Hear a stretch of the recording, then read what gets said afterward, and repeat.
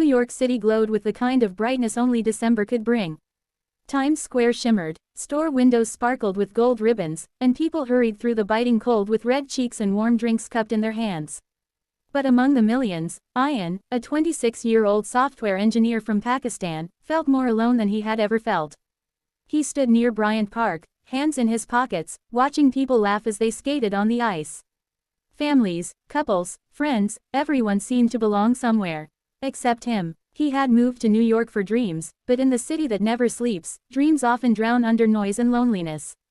Tonight, on December 31st, those feelings felt heavier than ever. Ayan glanced at the sky. Another year, he whispered. Another night alone, but fate, silent and unpredictable, was planning something else for him.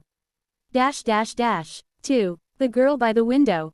Ayan walked toward his favorite place, a small coffee shop on West 42nd Street, a warm and quiet corner where he used to sit during long winter evenings. The windows glowed golden, and soft jazz music floated in the air. When he entered, the first thing he noticed wasn't the music. It wasn't even the smell of fresh roasted coffee. It was her, a girl sitting by the window with a sketchbook in her hands. Her hair fell over one shoulder, her eyes focused yet distant, and her pencil danced slowly across the page. Something about her presence felt peaceful, like a warm blanket in winter. Ayan stopped walking. He remembered her. She had sat in the same spot 2 months ago. They had exchanged a few short words that day. Nothing special, but the memory had stayed with him. Her name was Elena. She was a New Yorker, an artist, and someone who seemed to carry hidden thunderstorms in her eyes. Tonight, she looked sad. Not just tired, not just quiet. Sad, the kind of sadness people try to hide behind soft smiles. Before he could think, his feet moved toward her. 3. A conversation at the edge of the ear. Ayan cleared his throat softly. Hi, Elena. She looked up, surprised, and then a gentle smile curved her lips. Ayan, you remember me. How could I forget? He said before he could stop himself. She looked down at her sketchbook. You're out late. So are you. Their eyes met. She gestured toward the empty chair. Sit. He nodded. For a moment, neither spoke. The world outside the window buzzed with New Year's excitement, but inside the warm shop, time felt slower. Elena finally took a breath. So, what brings you here tonight? Same thing that brings everyone, he said quietly. Trying not to feel alone. Her smile faded into something softer. Yeah, I get that. She closed her sketchbook. This year wasn't good for me. I lost someone important. Ayan's chest tightened. I'm sorry. My mom, she whispered, eyes glistening.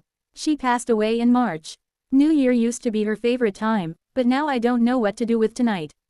Ayan felt the ache in her voice, a pain too familiar. He swallowed. I lost my father last year, he said softly.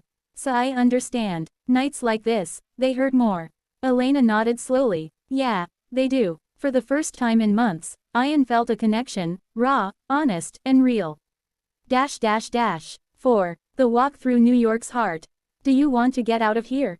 Elena asked suddenly. Ayan blinked. Where? Anywhere. Let's just walk. He hesitated only a moment before nodding. They stepped into the freezing New York air.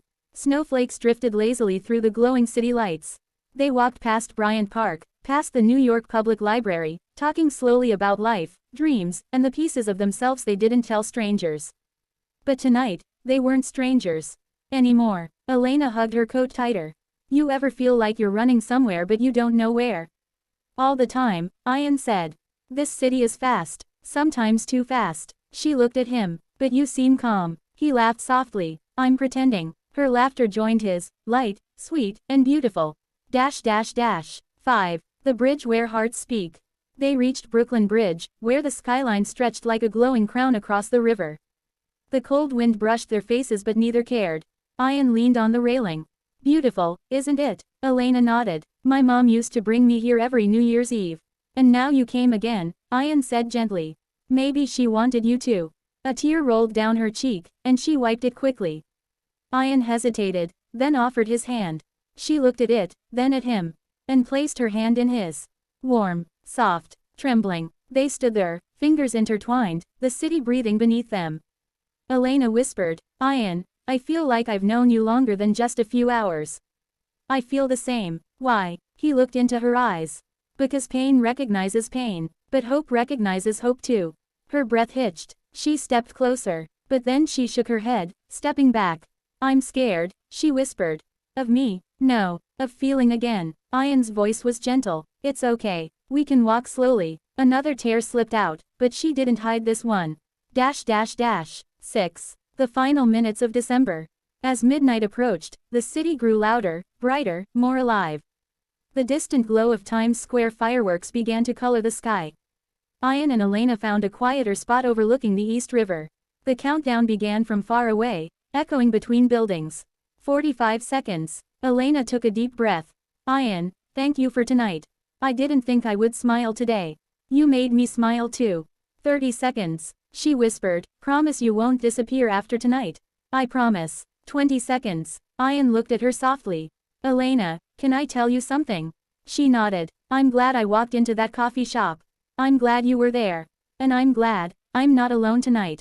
Her eyes shimmered. 10, 9, 8. Elena's voice broke. My mom used to say, the person you're meant to meet will find you, even in the coldest night. 5, 4, 3. Ayan gently cupped her face. 2. Elena closed her eyes. 1. Happy New Year. Fireworks exploded above them, gold, red, silver, blue, reflecting in the river and in their eyes. And in that magical burst of light, Elena wrapped her arms around Ayan and held him tightly, as if holding on to the hope she thought she had lost. Ayan closed his eyes and held her back. 2 broken hearts, finding warmth in the coldest night. 7. A beginning, not an ending. When the fireworks faded, Elena didn't let go. Ayan, she whispered, I think this was the first time since my mom passed that I didn't feel empty. He brushed a tear from her cheek. And I think this is the first New Year I didn't feel lonely. She laughed, soft and trembling. Do you think, maybe, we could heal together? Ayan smiled. I don't just think it. I want it. She leaned her head on his shoulder. I don't know what this is, she said quietly. But it feels right. It is right, he said. And in the freezing New York winter, warmth finally found them. Not in fireworks, not in celebrations, but in each other's arms. 8. The walk back. They walked back slowly across the bridge, hand in hand. Every step felt like a new beginning. Ayan glanced at Elena. You cold? Maybe a little. Without another word, Ayan took off his scarf and wrapped it gently around her neck. Elena froze. This was your father's, wasn't it? He nodded. And you're giving it to me? Yes. She swallowed. Hard. Ayan, this means more to me than you know. He smiled, soft and sure. Some things are meant to be shared. Especially with someone who understands. Her eyes filled again, but this time, with warmth. 9. A New Year's morning. By the time they returned to Manhattan, the celebrations were quieting. The streets were softer, emptier, as dawn began coloring the sky. Elena stopped walking. Ayan, can I ask you something? Anything. Can we meet tomorrow? Not because it's New Year. Not because we're both lonely. But because I want to. Ayan nodded immediately. I want to see you tomorrow. And the day after. And the day after that. She breathed out a shaky laugh. You're dangerous, Ayan. Why? Because you make me feel alive again. He took her hand once more. Maybe that's what we both needed. 10. The first sunrise. They reached her apartment building. She turned to him, cheeks pink from the cold and something else. This might sound crazy, she whispered. But tonight felt like fate. Ayan stepped closer. Tonight was fate. She bit her lip, emotions overflowing. Ayan, kiss me. He moved gently, giving her time to pull away, but she didn't. Their lips met softly, tenderly, like a promise etched in winter air. A kiss that wasn't loud or wild. A kiss that simply said, we survived the year, now let's live the next one, together. When they parted, Elena rested her forehead on his. Good night, she whispered. Good morning, he corrected, smiling.